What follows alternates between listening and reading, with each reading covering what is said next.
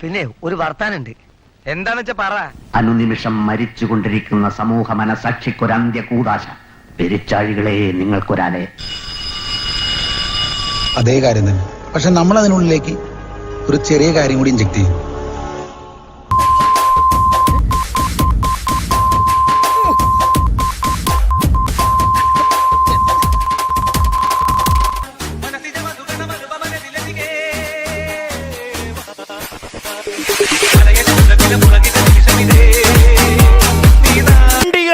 ബിസിനസ്സുകാരാ ഈ കസ്റ്റമറുടെ പുറകെ നടന്ന് തെണ്ടുന്ന നാണമില്ലയോടെ നിനക്കൊക്കെ.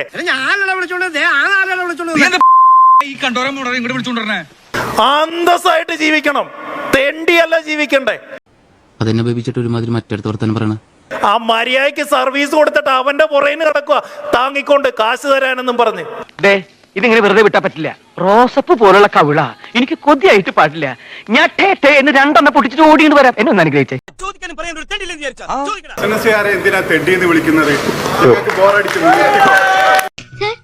ഇതൊരു പബ്ലിക് പ്ലേസാ, കുറച്ചുകൂടി മാന്യമായിട്ട് സംസാരിക്കണം. നിങ്ങൾ 1 മണിക്കൂർ ഞങ്ങളെ ഇവിടെ വെയിറ്റ് ചെയ്യിച്ചില്ല. ബിസിനസ്സുകാരെ തെണ്ടി എന്ന് പറയാം. ഞങ്ങളൊക്കെ ബിസിനസ്സുകാരാ. അതൊക്കെ ഗോപാലകൃഷ്ണൻ ഒരു നമ്പറല്ലേ? ഇത് എന്റെ ഒരു നമ്പറാ. അങ്ങനെ ഒരുപാട് ലേഡീസ് ആയിട്ടുള്ള ആൾക്കാർ പോലും ഉണ്ട്. അവരൊന്നും മുന്നിൽ ഉപയോഗിക്കാൻ പറ്റാത്ത രീതിയിലുള്ള വാക്കുകളൊക്കെയായിരുന്നു ബിസിനസ്സുകാരെ പറ്റിയിട്ടും കസ്റ്റമറെ പറ്റിയൊക്കെ തെറി വിളിക്കുന്നത്.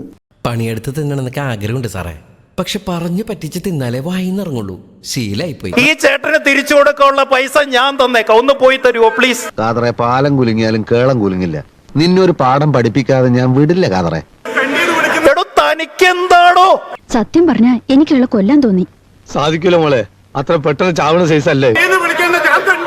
എടാ ഇയാളെ വിളിച്ചോ? ഞാൻ എന്റെ പൊന്ന് ചേട്ടാ, ഞാൻ ചേട്ടനെ വിളിച്ചോ.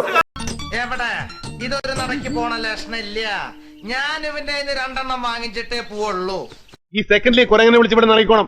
ഇറങ്ങടാ. എന്റെ ക്ഷമയുടെ നെല്ലിപ്പല കണ്ടു കഴിഞ്ഞു.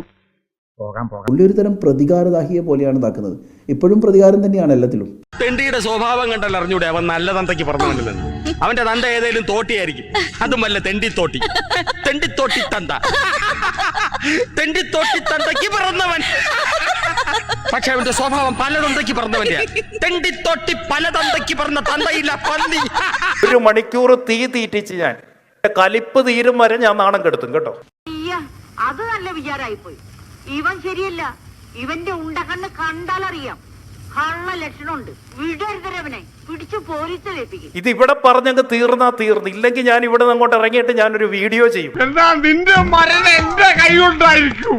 ഇനി ഞാൻ പറയുന്നതാ ടേംസ് ആൻഡ് കണ്ടീഷൻ. ഞാൻ പറയുന്നത് നടക്കും.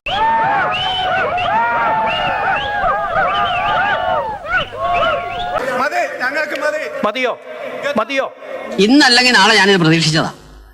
ഇപ്പോഴാ അവൻ അവന്റെ തനി സ്വരൂപം ശരിക്കും പുറത്തു കാണിച്ചത്. ഇത്തരം വൃത്തികെട്ട വാക്കുകളാണ് ഉപയോഗിച്ചിരിക്കുന്നത്. ആ ഒരു മെത്തേഡ് കൊണ്ടാണ് ജനങ്ങൾ അദ്ദേഹത്തെ ഇറക്കി വിടേണ്ടി വന്നത്. അത് ജോറായി, എനിക്കിഷ്ടായി. ശരി ശരി ശരി, ഓക്കെ.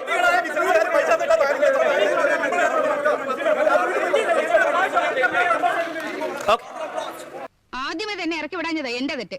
പോടോ. ഇനി ഇവിടെ നിന്ന് അഴിവണ്ടാവാ, നമുക്ക് അങ്ങോട്ട് മാറിയിക്കാം. അഹങ്കാരം ഞങ്ങൾ സഹിക്കില്ല. ഇതെല്ലാവർക്കും ഒരു പാഠമായിരിക്കട്ടെ. ആയിരിക്കട്ടെ. നന്ദിയില്ലാത്ത ജാതികൾ. ഇനി ഞാനിവിടെ നിന്ന് ഡയലോഗ് പറഞ്ഞ കരഞ്ഞു പോകും. ഉസ്മാനെ രക്ഷപ്പെട്ടോ.